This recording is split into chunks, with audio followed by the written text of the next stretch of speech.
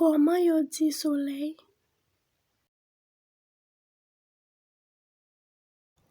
Koman yo di étoile?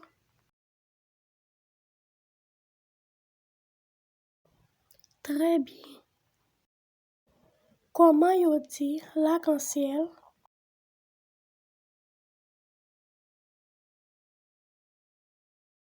Koman yo di la lune?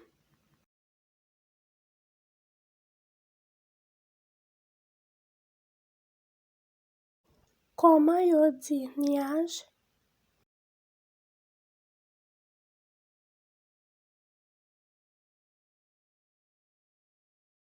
Koman yo di tourbillon?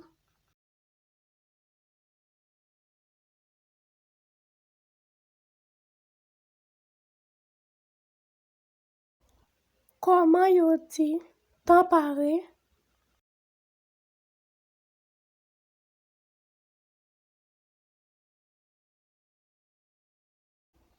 Koman yo di la pluie?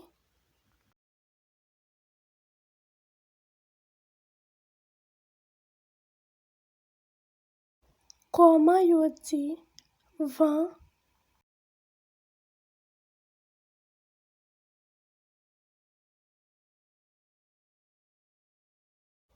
Koman yo di éclairs?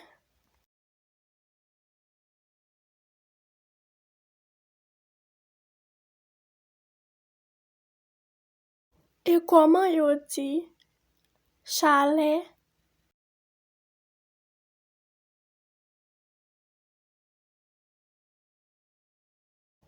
Koman yo di vendredi ou fait fret?